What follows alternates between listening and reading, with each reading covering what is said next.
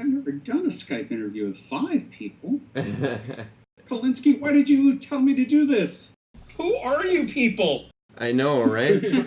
Folks, here we are. This time we're not live. This is a pre-recorded session because we have an extra special guest, but we'll get to that shortly. I'm your host, Dash V, and I've got the usual suspects with me today and one extra. Hi, I'm Jeremy. I'm Kyle. Tyler. I'm Lizzie Hedgehog, and I'm really happy. Today we have an awesome guest that means so much to me, and it's kind of hard for me not to cry. It's Al Nilsen, from back in the early SEGA days. Hi. Hey, everyone.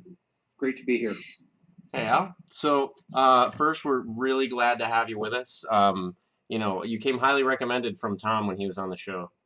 So that or it's payback for something that you did to him a long time ago. We'll find out which by the end of the show, I guess. Okay. So we do have a nice lineup of questions. So we tried to ask questions that haven't been asked to you a dozen times. So hopefully some of these have only been asked half a dozen. But we'll see. We had Blake on the show a couple weeks ago. He was telling us about console wars and about the good help that you and Tom gave him. Yeah. So shout out to Blake and shout out for console wars. So now available in 5 languages. Yeah. So tell us a bit about, before we get into, you know, SEGA and all that other stuff. Tell us a bit about what you've been up to lately.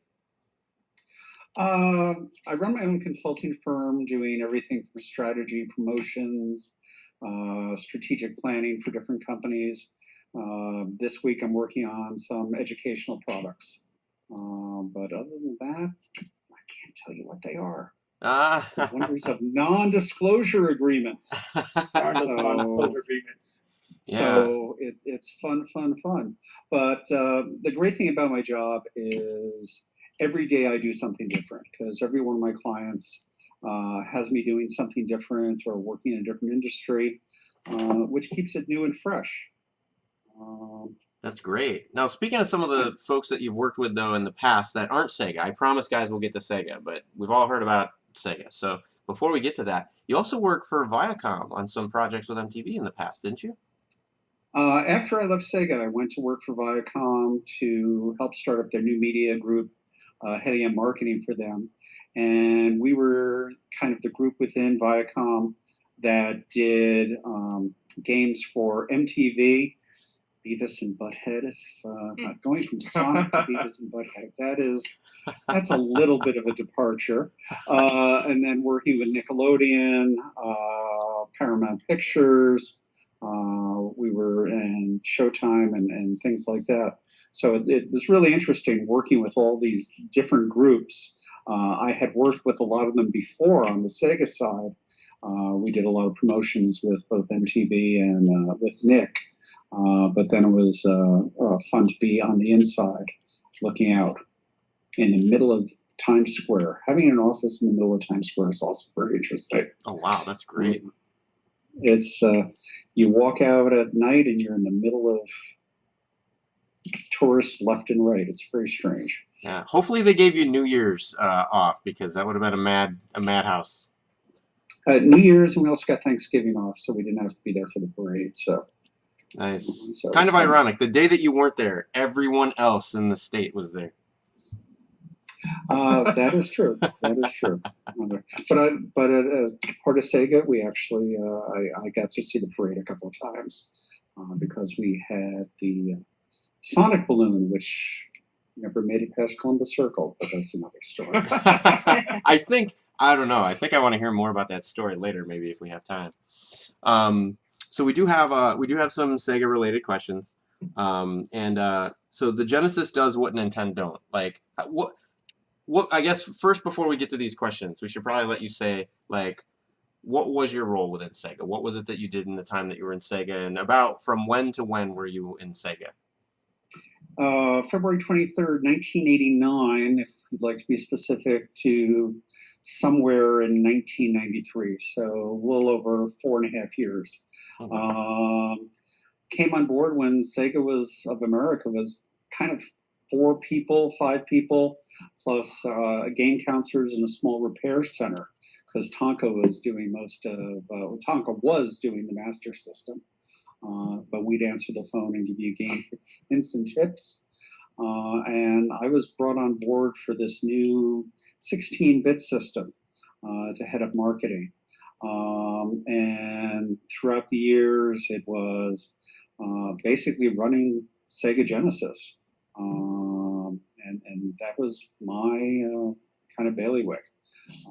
We went and, doing everything, advertising, sales promotion, product planning, and, helping to determine what licenses, et cetera, for it. So it was kind of A to Z for Sega Genesis. If it happened on Genesis somewhere, somehow, I probably touched it. Wow. So speaking of, that's a good lead into our next question. So did you somehow, some way touch the creation of the slogan, Genesis does what Nintendo don't? What was your part in that? What we did is we went to our ad agency, which was Bozell, and said, we need an ad campaign to go and show the difference between Sega Genesis and Super NES. Because I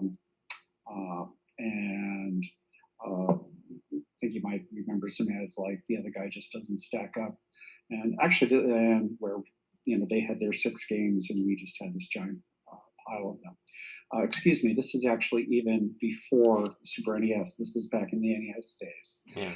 Because we wanted to go and show the differentiation between 16-bit and 8-bit.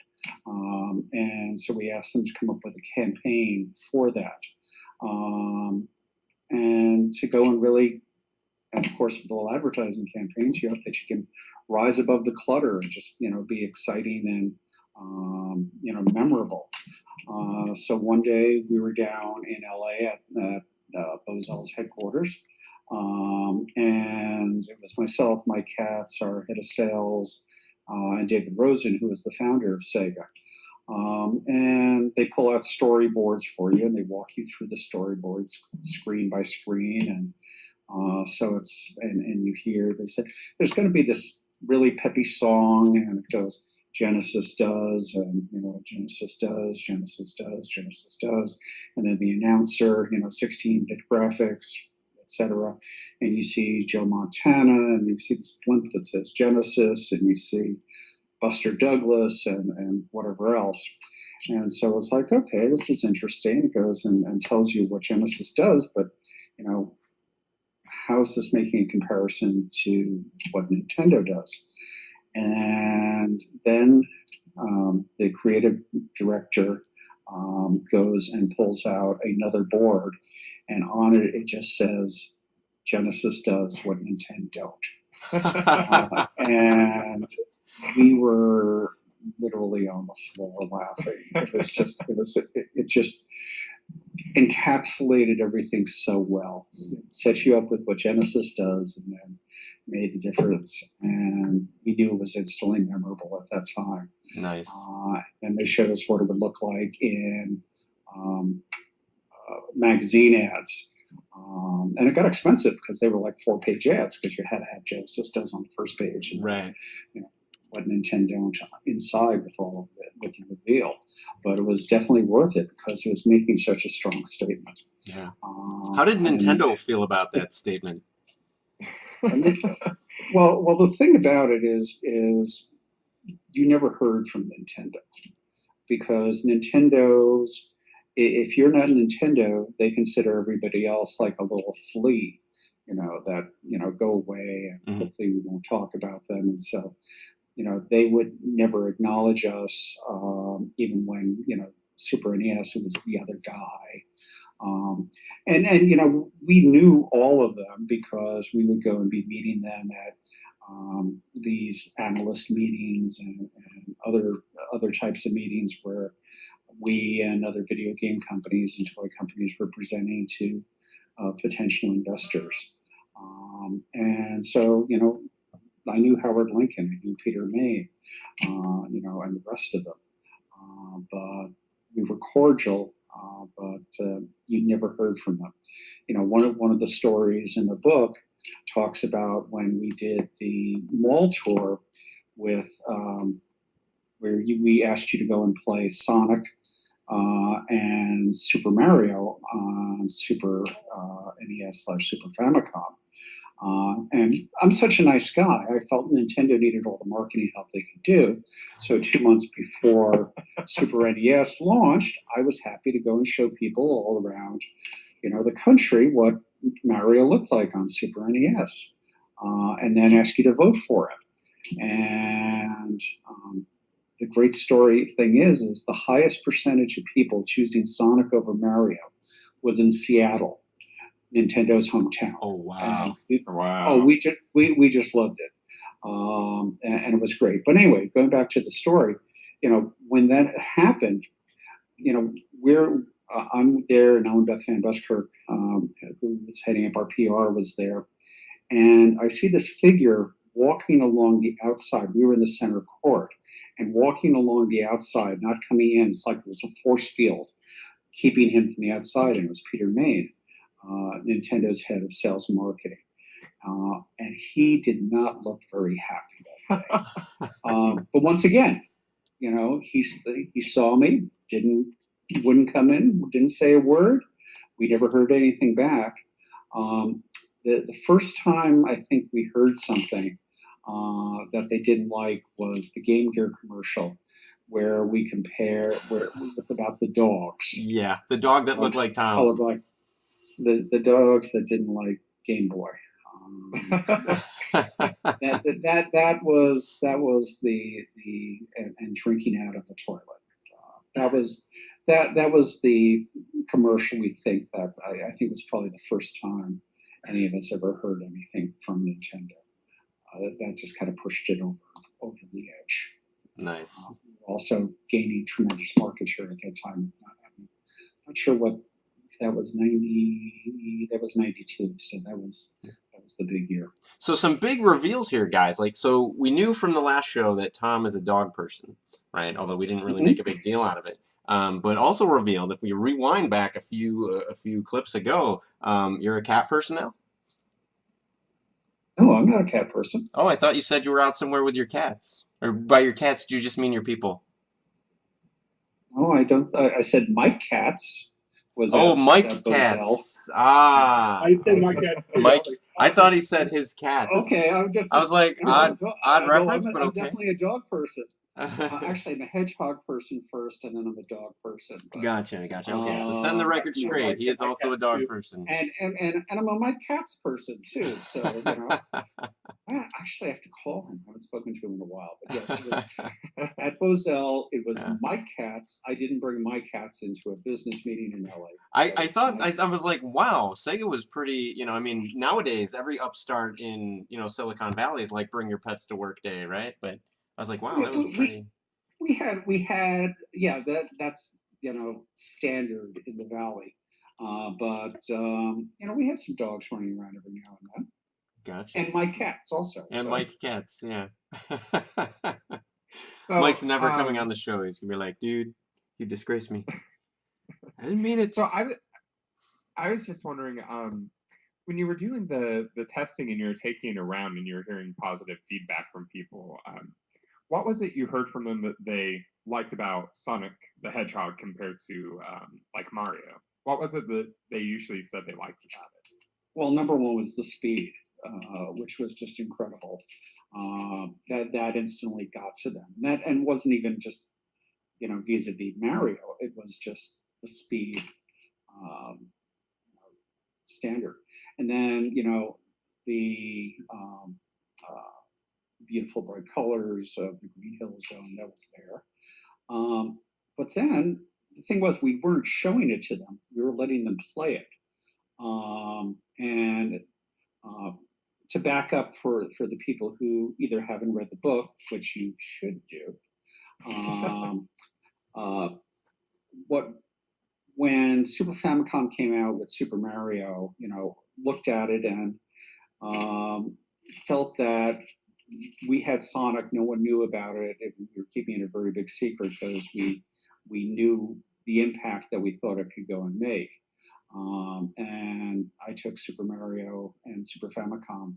SEGA Japan had airlifted a set over to us when it went on sale. I took it home for the weekend and played it. And classic Mario, expertly leveled, great game. I have nothing about it, and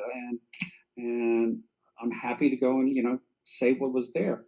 But as I kept going through it, and I knew what we had in Sonic, I kept saying, this is 12-bit Mario. It's not 16-bit. And Sonic really, we felt, could go and define what the 16-bit generation was all about, even more so than the products that we had before. And Tom Kalinske was very happy to hear that on Monday when I went in. But Tom has two words that he just loves to tell people, tell his team, and it's prove it. And it's like, okay, how do I prove that this is better than Mario, and then people are going to like it? And so it's like, okay, let's go and do some research. And both of us coming out of Mattel were very research oriented. And what we did is we went around the country, and we did play tests where we had Super Famicom with Mario, Super Mario World, that nobody had ever seen because it was only in Japan. And then Sega Genesis with Sonic the Hedgehog, which nobody had ever seen. So we were showing them two brand new things that they had never seen. And we recruited them so that roughly only about 5% of them were Sega owners, either Genesis or Master Systems, a maximum 5 to 10%. We wanted all the rest to be Nintendo owners. And then 70% had to go and say that Mario was one of their favorite games and that they loved Mario. Because if we were going to go and prove this, we had to go and prove this against die-hard Mario lovers. Otherwise I could have done research that just goes and says, oh yeah, Sega owners love this. Let's go and do this. And no, we had it, it's in order to do this properly, we had to go and show that we were able to go and convince Nintendo owners and Mario lovers that they preferred Sonic. And at the end of it, we let them go and we said, which one do you prefer? Sega Genesis with Sonic, Super NES with Super Mario World. And over 80% of the people chose Sonic, which was amazing. And we did everything we could to just eliminate bias. Half the people played Sonic first, half the people played Mario first. So you do all these research tricks just to make sure that it's good results that you're getting. And once we came back with those results, it was okay. What do we do next?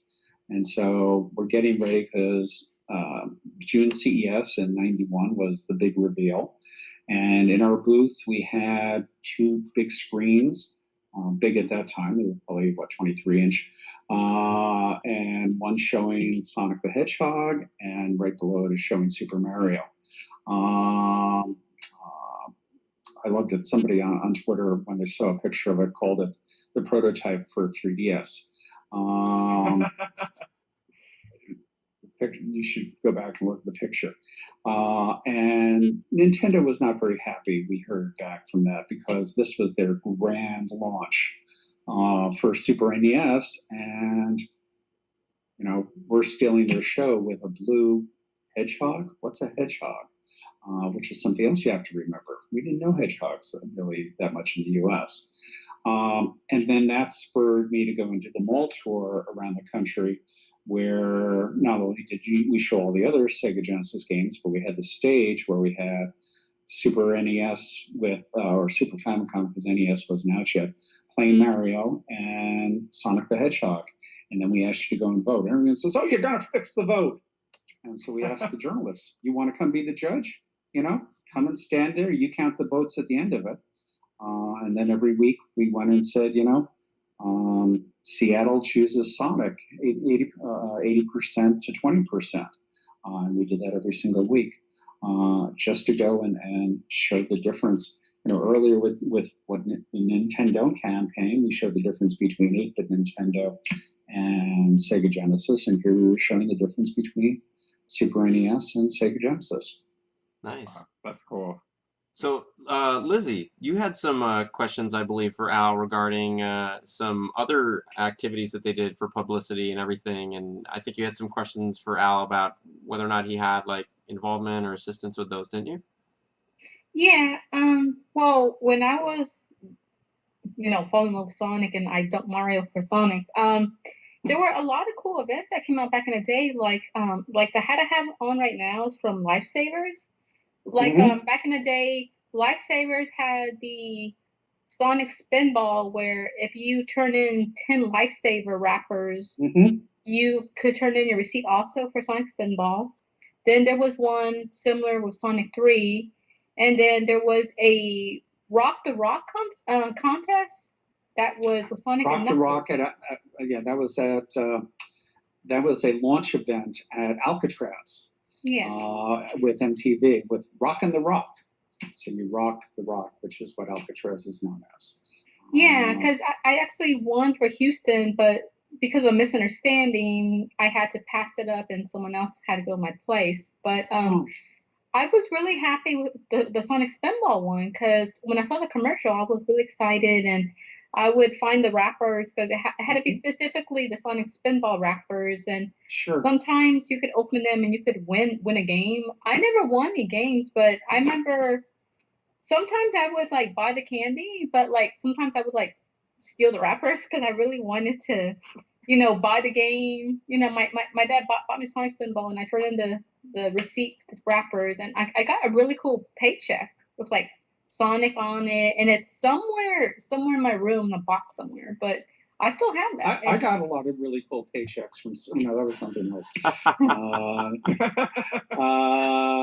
Hopefully, Actually, hopefully they didn't have Sonic on them, because those weren't legal well, tender. see, Right? the interesting thing was when I really first said to myself that, Sonic was our corporate emblem and thing, was, 1 week I got my paycheck, and that was when, back before electronic deposit, you actually got a physical paycheck. And our accounting department had put Sonic on our paychecks. Oh, And, wow. and it was like, and we didn't know it. We didn't ask them to go and do it. And they just went and said, Sonic represents Sega's mascot. And that was the first time I went and I said, yeah, that's really true. This was in the early days of Sonic. But anyway, getting back to those. Lots of cool promotions, and we had one person who did most of the promotions that you spoke about. His name was Tom Abramson, and he was our director of promotions. And what you want to do is you want to go and get involved with major brands like Lifesavers. And Coca-Cola, they I want to, remember and too. Coca-Cola, and there are lots of them. And there's the SpaghettiOs going Oh, back. that stuff sucked. I hated that stuff. I remember that.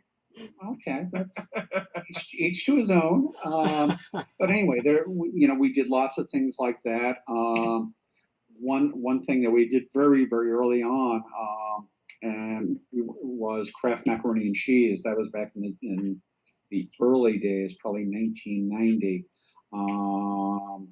and we filled in for a company that pulled out, but that was probably one of the very first ones. But those were things that, we also did with Howard Johnson's, where we were the official summer game system of Howard Johnson's, a whole bunch of different things like that. And what those help to go and do is they help to extend your brand into new places. They help the brands become cool, because if everyone knows that Sega and Genesis are cool and Sonic's cool, well, you're helping to make their brand cool. We actually kind of did the reverse of that back in the early days. Is we worked very closely with Nickelodeon, and we were part of the Slime Time sweepstakes, which was an annual thing. And what we were doing was we were borrowing their cool with kids to show that Nickelodeon's cool and they think that Sega's cool. And we did that because originally when we were starting out, we wanted to get an older audience. We wanted to get teens, young adults, college kids involved, because the 9 to 12-year-olds were playing NES at that time. And so initially we started out there, but then we wanted to get the kids in. So we started working with Nickelodeon, saying, if Nick says Sega's cool, and not only is it Sega cool, but we were associated with slime, and how can anything be cool with slime? And by the way, I have been slimed officially by Nickelodeon, so so I guess I must be cool. Me and Steven Spielberg, it's. How was it? Well, I remember there was fruit. You remember Fruit Roll-Ups had a. You could be president of Sega for a day. I remember back in the day, I bought so many of those boxes and I ate them, and I'm really hoping that I could win that. And I remember you would be president for a day at Sega, and then you would get all the consoles, all the Sonic games. Mm-hmm. I never won, but I am so sick and tired of Roll-Ups. I cannot stand that stuff anymore. Okay. I got so burned. But were you involved in that one? And there were some other little ones that popped up in there, because like when the TV shows came out, a lot of those were taking place after I left. Okay. So I don't remember which ones. The time between the two of them, and once again, it was. Abramson, why can't I just gave his name? He and his group were the ones who were very heavily doing that. I was involved in a bunch early on, but when we brought him on, when we brought Tom Abramson on, we went into overdrive, and we were also at that time, after Sonic 1 and Sonic 2, we were super cool. And so people wanted to be a part of what we were doing. So you've kind of already so far, there's been a couple names that you've kind of dropped throughout the discussion of different folks that you work with. I love to drop names, yes. Yeah, so I want to give you a golden opportunity here, and feel free to pass it up, and we can come back if the names need to kind of bubble to the top for a while. But a lot of folks know you, and a lot of folks know Tom, and I think part of that is you guys have been very kind of engaging with the community and things like that, very active on social media, as well as you guys gave a lot of information for the book Console Wars. But are there any unsung heroes, like people that you work with at Sega that you just you really kind of admired, or really made you guys successful in what you did, that you feel like deserve more of a shout out than maybe they previously gotten? Well, I wish I could go and name all 350 people right now, because the thing about Sega was it was really a major team effort. Probably Sonic Tuesday exemplified it best, because it wasn't just a marketing and sales effort.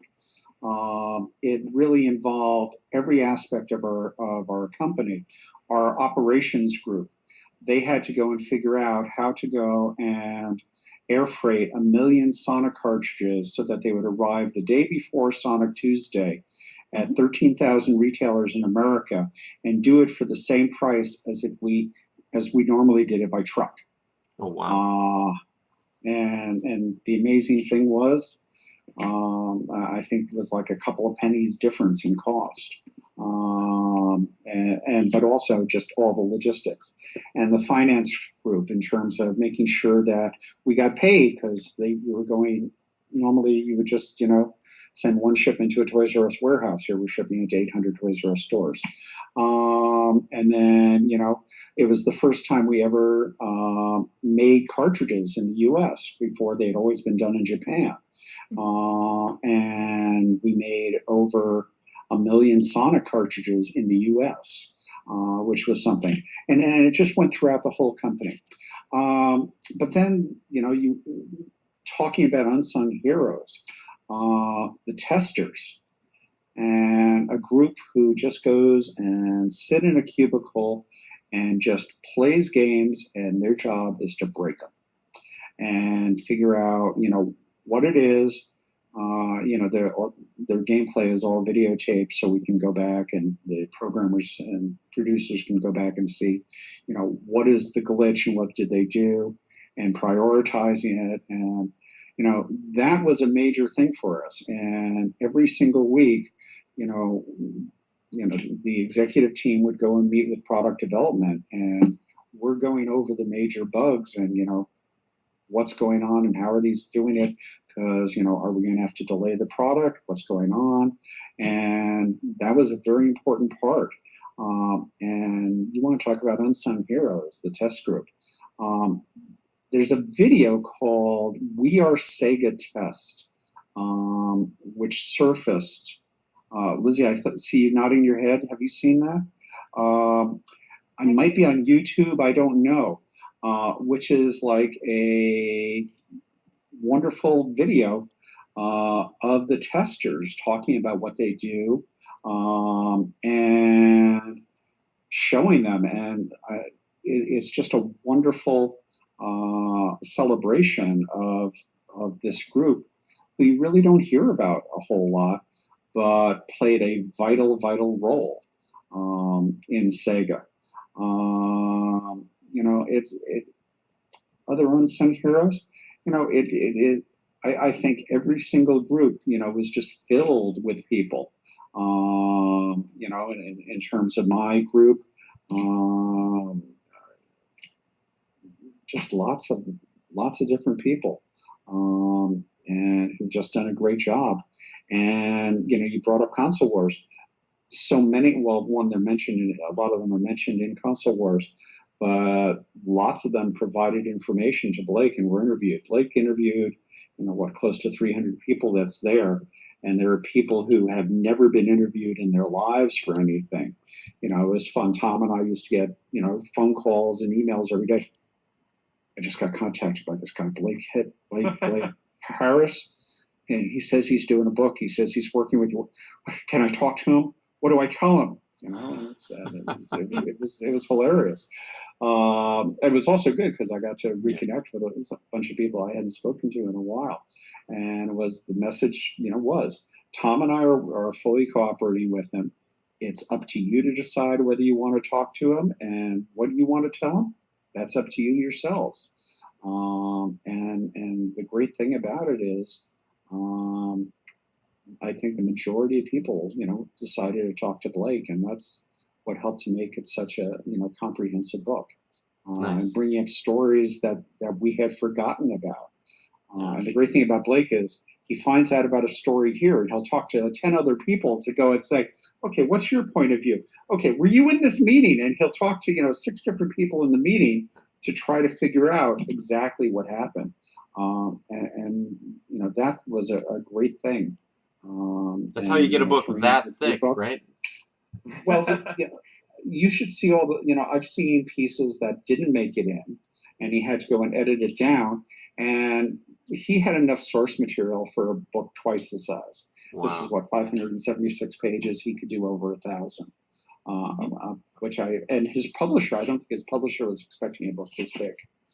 In Japan, the Japanese version is actually in 2 volumes. So you have to buy both volume 1 and volume 2 to find out what's happening. Yeah. So you talked about the people and the dynamics and some of the amazing stories there. Jeremy, I'm going to throw this over to you. You got a question that you love asking guests like Al. Go ahead and throw. I know you got the question. It's burning. Al, ask him. So Al, do you have any funny, crazy, or unique stories while at SEGA? Do I have any funny, unique, or crazy stories while at SEGA? Yes. Well, SEGA tried to kill me twice. Let's hear about that. One day I'm over at SEGA Japan, and I was supposed to have dinner with a group from SEGA Consumer Marketing for SEGA Japan. And I meet them. It was about, I think, 5 people. And we were off to a restaurant, and we're actually walking to the restaurant, which is very strange, but that's neither here nor there. We go to this restaurant, up to the second floor. We have a private room. We sit on the floor, and they bring us the menus. Of course, it's in Japanese, but they still take the menu out of my hand and go, "We've ordered a special delicacy just for you."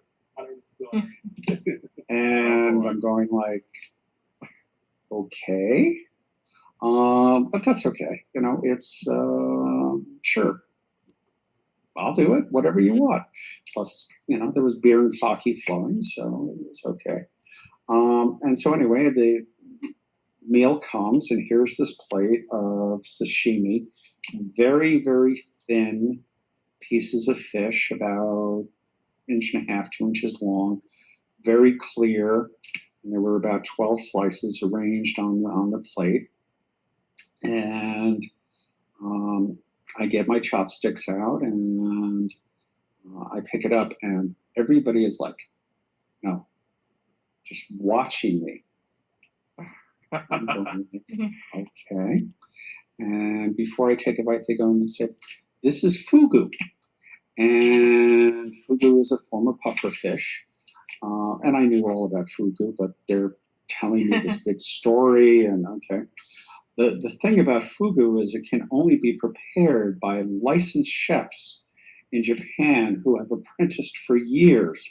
You see, the liver has a deadly poison, which if any of the piece of the liver gets into the food, you will die. Oh, wow. Okay.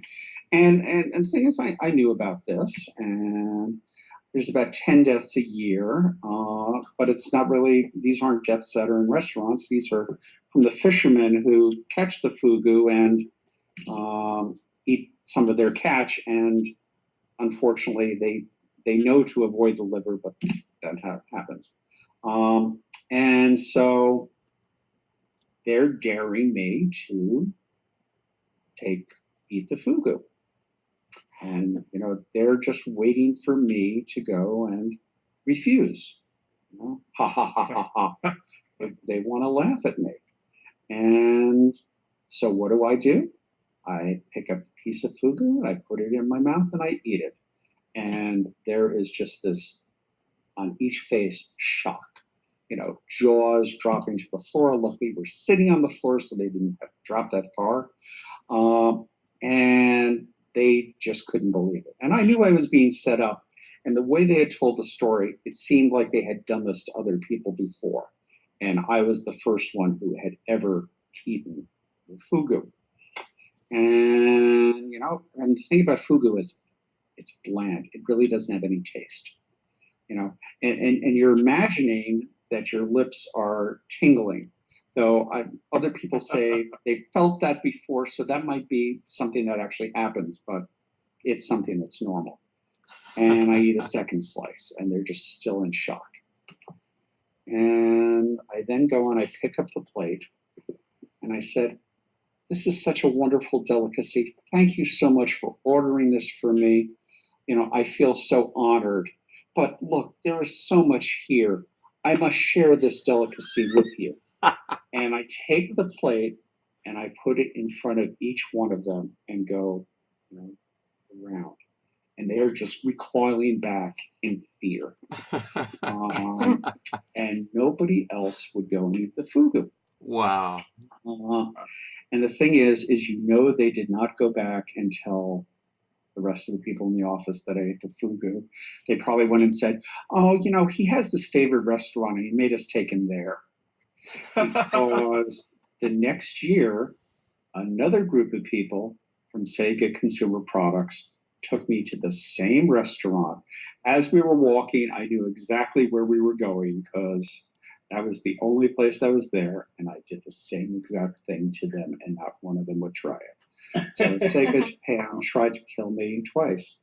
And Blake does a wonderful recap of the story and really said, the difference is Sega of America were risk takers, and we were willing to take whatever it took to go and move the business ahead. But I'm happy to say I'm the only person at SEGA of America that SEGA tried to kill. Wow.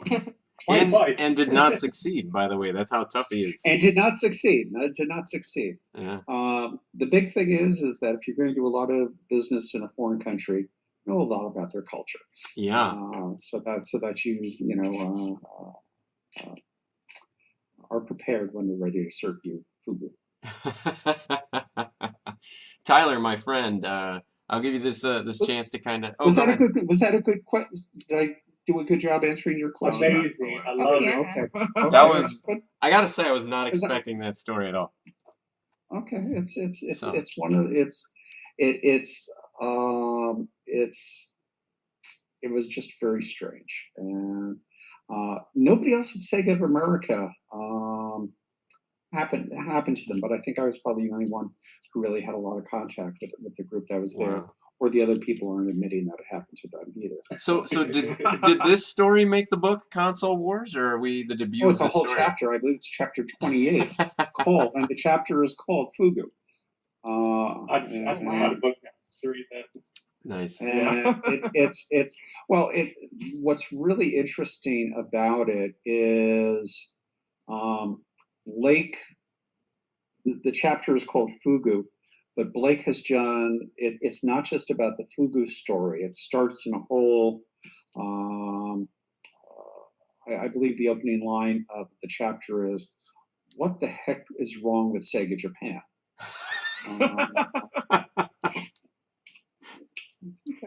Nice. Nice. I think it's chapter We're 28. We're getting the book out here, and you'll find out, once you read the book, or see the movie, or see the documentary. I want to see that reenacted in the movie. So I so want to see that in the movie. I want to see it reenacted in the movie. It's Fugu. Yeah, here we go. Oh, chapter 41. Yes, I what the heck is wrong with SEGA of Japan? And that is the opening line, and Yeah, it's a very long story, but it's well done. that's awesome. But if you haven't picked up the book, available in hardcover, available in paperback, or if you are a subscriber to Audible, you can go and listen to it. It's a wonderful dramatization of the book. And if you speak Russian, it's available in Russian, Spanish, Italian, and Japanese. Excellent. Wow. And more languages to come. So speaking of many languages, Tyler, my friend, even though that analogy has nothing to do with you, I'm just trying to cleverly segue. But do you have any? It was a seamless segue. I love it. It was nice. Thank you very much. Just trying to segue. Thank you very much. So, Tyler, did you have any specific questions in particular, or a question from the lineup that you wanted to throw out there? I actually don't have access to the questions. I never saw them. Oh my goodness! So Off the I got top of your nothing. head, you got nothing? Well, do you have a question anyway? Nothing's really coming to mind. Tyler wants to know if CDI controllers will work on the No. Sega Genesis. I was more of a Nintendo kid back in the day. So I don't really have a whole Okay, next question. Tyler was our plant. Tyler was our plant. So we have him in here for crew diversity. So we had to have at least one Nintendo fan there. So no. So we asked you what you're up to now. We asked you about some of the unsung heroes. Another question that I had was, now when the Genesis was first coming out and all that other stuff, and it was kind of following the Master System, Genesis had something of an uphill battle to fight against Nintendo, not just in the console space and in the living room, but on the retail stores and on the retail shelves. So, and Tom's talked to us a bit about that previously, and we've read a bit about that in Console Wars. But I guess my question for you is, Sega was not the only company that kind of was facing this dynamic. There was also NEC with the TurboGrafx and a handful of other console makers. Did Sega at any point, to your knowledge, ever consider while you were there potentially tag teaming with any of these other players to kind of take on Nintendo and maybe kind of box them into a corner, or was the strategy always, no, we're going to get through this. We're going to get through this ourselves? Oh, absolutely not. Strategically, it didn't make sense to go and do that because we were there for world domination. No, let me go into some of the challenges that's there. If you can imagine a Toys R Us and you'd go into the video game section and there would be this giant illuminated sign that would say the world of Nintendo, and which I think was bigger than the Toys R Us sign on the outside of the store. And they would have, a 12-foot showcase showing off, their hardware and their approved third-party controllers, not the Toys R Us couldn't go and have the unapproved ones that were in there. Only things that had the Nintendo seal of quality would be in there. And retail shelf space is at a premium. Stores only have so much shelf space to go and do, and they want to return on the dollar per every square foot that's there. And so they guard it tremendously. And also Nintendo was not very happy when other people would they would sell other consoles in their stores. And one of the stories I believe Tom talked about was Walmart and what we did there, turning their hometown of Bentonville, Arkansas, from Bentonville to Segaville, which is something that I've never seen any, Walmart supplier do before. But my challenge going back to 1989 had nothing to do with defeating Nintendo, because I had to get rid of NEC. They were my competitor. They were my competitor not just in the 16-bit space, but they were also my competitor for retail shelf space, because adding one new console with the accessories and all the software takes up a lot of shelf space, and you're a new guy in town with 5 cents for every dollar that Nintendo is spending on advertising, so can you even make a name for yourself? And so I had to get NEC out of the way. And one of the stories that I love, and which was about 2 months after I joined SEGA, April 1989, we had brought some of the major retailers to Pebble Beach for some golf and a little sales meeting, where we would sit down with them and show them what we had.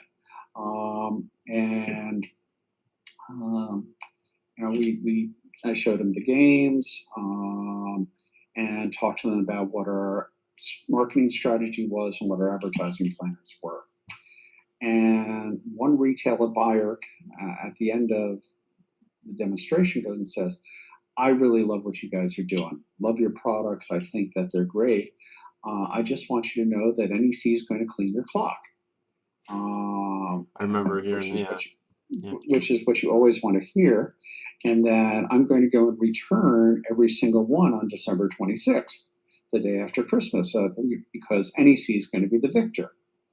And our head of sales, Dave Rhodes, goes and says, but you're still going to carry us, aren't you? And he goes, yeah, I'm going to carry you. It's just that on December 26th, I'm going to return all the unsold stuff. That's no problem, as long as you carry us. And on December 26th, it was NEC who got returned, not us, because we had, I think it was 85% market share over NEC by Christmas of that year. And our market share, we both launched. We launched on August 14th. They launched on August 15th. And every time we announce something, we're doing a mall tour, and it's like, oh, we're going to do one too. And they kept following what we were doing, and except we were the ones who were really selling well at retail, and so we were able to go and do that. But the thing about the story that I love is the reason why the guy had decided that NEC was going to be the victor. They've got these beautiful brochures and this great video. That was the whole reason. I had been there less than 2 months. I didn't have time to do brochures. I didn't have time to do videos. I was busy working on advertising. But the guys loved their video and their fancy brochure, and that's why. So, My what can I goodness. say? My goodness. From now on, the first thing I do at any company that I say, you need a great brochure. So if we take one lesson away from all this, yes, have a good brochure. Have a good brochure. I So think that's the lesson to take away. Okay. So you talked about, I think you said it was 1989. Sega was pretty small. Sega of America was pretty small footprint, things like that. But one of the things that they did, and I'm not sure if this came out while you were there, or if this came out short. Well, I think this had to come out while you were there because they were working on Sonic Spinball and things like that. But we've talked previously with Craig Stitt last August. He was on the show. And he was one of the graphic artists at the Sega Technical Institute. And he worked on Sonic the Hedgehog 2 as well as Sonic Spinball. So really great guy. Loved his time with Sega. We had a great time with him on the show. But what I was wondering was, in your role with Sega, did you have any interaction with the folks from that institute? And if so, what was that like? And what do you think? Do you have any opinion on whether or not that institute having those people here in America to work on the art and the games and everything? Do you think that gave you an edge in any way over Nintendo? And if so, how? The answer is yes. I'm just going back through all the questions. Yeah, yes, sorry. Did have a lot of interaction with them. They were actually located one floor below us, and the employee entrance was also right next to their front door. So I passed by them every single morning. Oh, wow. And every night. They were another one of our kind of our homegrown studio.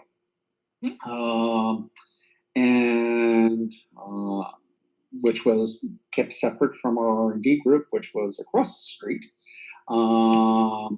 And just working on a lot of stuff. They started off with Sonic 2,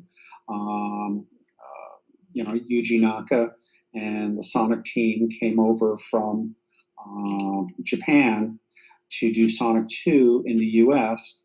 because Naka-san had resigned from Sega after Sonic 1 for various reasons, and Shinobu Toyoda, our executive vice president, flew over and convinced him to come back to Sega, and that we would go and bring him and his team to the U.S., supplemented by the people, the artists, etc., programmers of the Sega Technical Institute. And this was even before, because this was a group that was headquartered 10 miles down the road. We didn't tell people where it was, and we didn't go to it back in the Sonic 2 days. We did not want to go and do anything to go and take any of their time away. Shinobu Toyota went, and Madeline Schroeder, who was my product manager, who was the product manager in charge of Sonic. And probably our head of R&D also went down there to go and see what was there. But that was it. We tried to keep it very, very separate. And once Sonic 2 was done is when I believe we officially called it the Sega Technical Institute and moved them into our building downstairs. And that's when they started working on Sonic Spinball, as well as a bunch of other projects. And it was a great group of people, very, very talented, headed up by Roger Hector, who had long resume in the game business.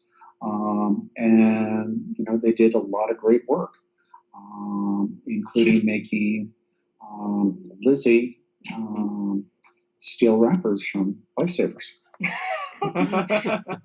There was a lifesaver wrapper famine around that time, from what I understand, in Texas specifically. Probably.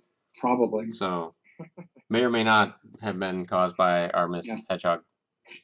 But yeah, STI was a wonderful group, plus, in addition to our own R&D group, who were doing a ton of great games. But it was just having two separate studios. That's awesome. So do you feel that gave that gave an edge over Nintendo, or did Nintendo have like some kind of rough equivalent, or not really sure? I don't think Nintendo started their own studio in the U.S. They acquired. Didn't they acquire, what was it, Rare that they acquired, and some, was Rare in the U.S. or was Rare in the I UK? believe they were in the UK. Yeah, but I think they were in the UK. Yeah. But it's not what's that their locations give you an edge or that they're there. It's that they're able to go and produce great games. And that's what it's all about. Gotcha. Is can they go and do that? And the first game that they helped produce was this little thing called Sonic, which ain't bad, and Sonic Spinball, and a bunch of other titles. And so, that's what it's all about, and I don't care where you're located. Echo the Dolphin was programmed in Hungary. Did not know that. It was done there, as were a lot of other titles, not just for Sega. But it's the game business at that time was a global business, and you had people, both large companies too. If you think back to Toe Jam and Earl, Toe Jam and Earl actually today would be called an indie game. It was started by Mark Vorsinger and Greg Johnson, and it was started initially out of one of their houses, and then they went and rented a house to go and start doing it. If I remember, that was there, and then just started going and making it bigger. But as I said, that was kind of at the time it was an indie title. Wow. Today it would have been. So we're going to wrap up a little bit just because we're getting into time. So, but the final question, I guess, that I wanted the final question I'll throw out there, and then we'll see if anyone else has another question or two to just kind of wrap things up. Is yeah, we talked about kind of how things were and different things that you've done since your time with Sega and everything. So I guess you kind of hinted tongue in cheek that now you make sure that brochures, right? You got to have a snappy brochure. But on a serious note, how it's been about what 20 years now, so 25 years and something like that. Yeah. So how has what you do changed, either from like an industry perspective or just you kind of having that much experience and domain knowledge? How much change has there been in you, and how much change has there been in the industry, do you think? I don't think there's as much of a war mentality right now between the companies. As a marketer, yeah, there's a whole new bunch of tools in your toolkit. Social media, YouTube, we had things called video game magazines. What are those? I know, right? May they rest in peace. But that's where you get your game knowledge. And if something was announced in Japan, it was at least 3 weeks before it hit the U.S., if not 2 months before the information. Now it's 2 milliseconds. So the time frames game time frames have remained kind of the same. The price tags have gone up exponentially, but the amount of information that gets out quickly gets out much faster these days than before. But it's still marketing in terms of what you're doing. all of these things are, as I said, tools are probably the best thing. They're tactics of what you go and do. But, you have to start off with a great objective and then have very, very strong strategies. And then once you have the strategies down, then you figure out what's in your toolkit and how do you go and do those. That hasn't changed. One thing that unfortunately has remained the same is marketing by checklist, and that's what I hate. We joked about you got to have a nice brochure.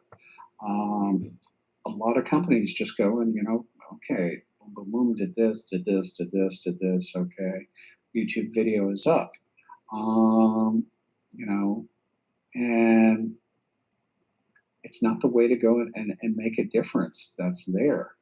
At SEGA, we didn't go by the checklist. We rewrote them. We wrote the checklists. We decided, what has to be done and go and start innovating and do things that's there to get your message out. Especially, back in the SEGA days, as I said, for every dollar of advertising that Nintendo had, I had 10 cents. And so you had to go and do big things that would go and get people's attention. That not just the game magazines, but TV shows and CNN and Entertainment Tonight are going to pick up and talk about. And so that's there. So the tools have changed, but the basics are pretty much the same. Excellent. Lizzie, do you have any burning question that you want to ask before we close out? Well, what was your favorite Sonic game that you did marketing for? Like from the Genesis games, which one was your favorite? Oh, that's easy, and it's Tom's favorite also, Sonic 2. No ifs, ands, or buts about it. No ifs, ands, or buts about it. Loved it as a game, but it also just means so much for what we did behind it to market it with Sonic Tuesday. And if you want to read a story about how something comes together at the last minute, console wars, it's people when they read it won't believe it, but the thing is, it's absolutely true. It was done at the last minute, about 15 hours before it was to be presented. Is this the price cut? No, it was Sonic Tuesday. Oh, Sonic Tuesday. Sonic Tuesday. The whole concept for Sonic Tuesday came about 15 hours before we had to present the entire Sonic 2 marketing plan. Oh my goodness. Fellow colleagues on Wow. the executive team. We had been working on the plan for 2 months and everything was done, and we were literally going over the foils because it was overhead projectors at those times, no PowerPoint. And I just said, this isn't good enough. And it's like 15 hours to go. We changed the entire, came up with the idea for the global launch and for Sonic Tuesday. And then started going and figuring out, what are our taglines. And that's we had this kind of crazy pun session that you'll read about that seems wild and improbable. And Blake really didn't explain why we were doing it. We were just looking for taglines. And out of it, we came up with the tagline for the tease, which was, "Are you up to it?" And then the tagline for Sonic Tuesday, "Too fast, too cool, today." But how we came up with those is this crazy pun session that took place. Read the book. That's awesome. So for those of you at home playing the drinking game, got to take another shot. We mentioned console wars again, and I just did it, so take another one. So. You didn't tell me that. Oh, yikes. Well, that's why Lizzie's been drinking this whole time. So, Jeremy or Kyle, you're going to have to fight for it. Either of you have a final question? If Jeremy has one, then go for it, Jeremy. No, Kyle. I'm a gentleman. Oh, thank you, Jeremy. So, well, kind of like two questions, but short ones. I guess the first one being, I tried to keep it short. Cheater. That wasn't the deal. I guess I'm thinking, when you're sitting outside and you're having a nice, cool iced tea in the summer and you're thinking back all your fond memories, what's a memory that your time working with Sega that just kind of brings a smile to your face? There's too many to count. I think the one that brings the biggest smile is when we had to pull an all-nighter in a hotel room in a hotel business center the night before CES began, and it was just 5 of us who were senior executives because we didn't want it. Not only did we not want Nintendo to know what we were doing, but we didn't want anybody else in the company to know what we were doing. We wanted to make it seem like we had this planned for months and months and months, and we were going to surprise both Nintendo and the rest of the company. And that just brings a smile back, because it was just showing us, that you do whatever you have to go and do. And we don't care, what your role in the company is. And you do it. And it was just one of those crazy moments. And you can read all about it in Take a Drink. Do you get to drink if I just show you the book and not read the title? That's 2 shots at least. Okay. So don't pick console wars, got it.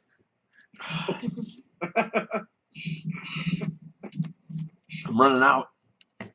So, all right. So, what was your second question?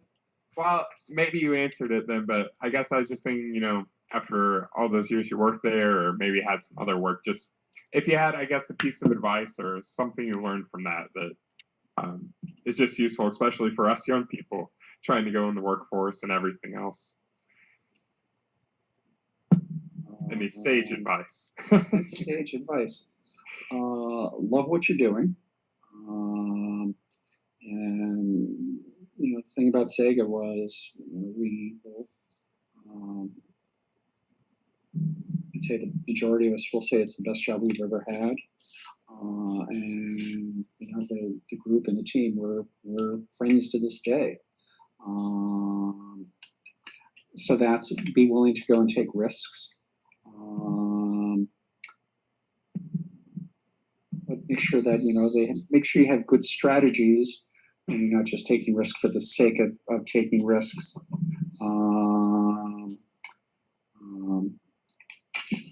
good brochures. Yeah, you need a good brochure. So that's it. It's but the number one thing is just have fun. We were just having a blast, and it be a team player, be a part of a good team. It wasn't, it wasn't me, it wasn't Tom, it wasn't EB, it wasn't Diane Fernacier, it wasn't Madeline, it wasn't, I can just go in and list, as I said, 350 people. It's working together as a great team. And do whatever you have to do to go and get the job done. Mm-hmm. So, well, I don't want to sell and eat the food.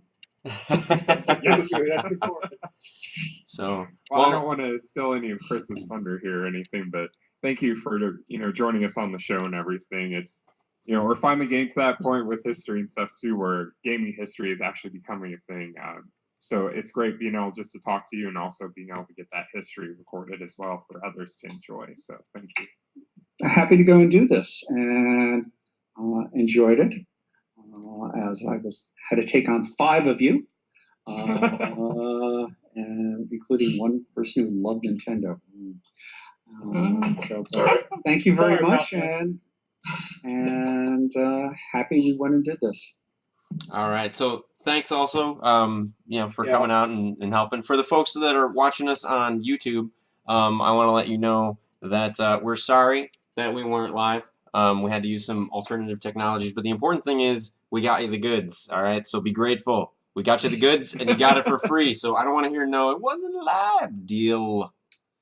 And I think you need to watch it at least 20 times. Exactly. Get Yes. all the subtle nuances. Yes. Just trying to get your views up. That's all. Absolutely. You need to watch over and over and cross-reference with console wars. So Your research, cite sources. absolutely. Yes. Console. Darn it. Console Wars, Console Wars, Console Wars. Oh, I'm out.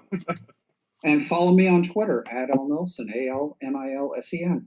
Absolutely. So, and folks, don't forget, those of you that are catching us for the first time on Roku, we're normally live on Tuesday nights, 8:30 to 9:30 Pacific time. So, oftentimes you can catch us there live. You can talk to us in the chat, that kind of thing. We try to have, you know, a good set of guests for you to interact with.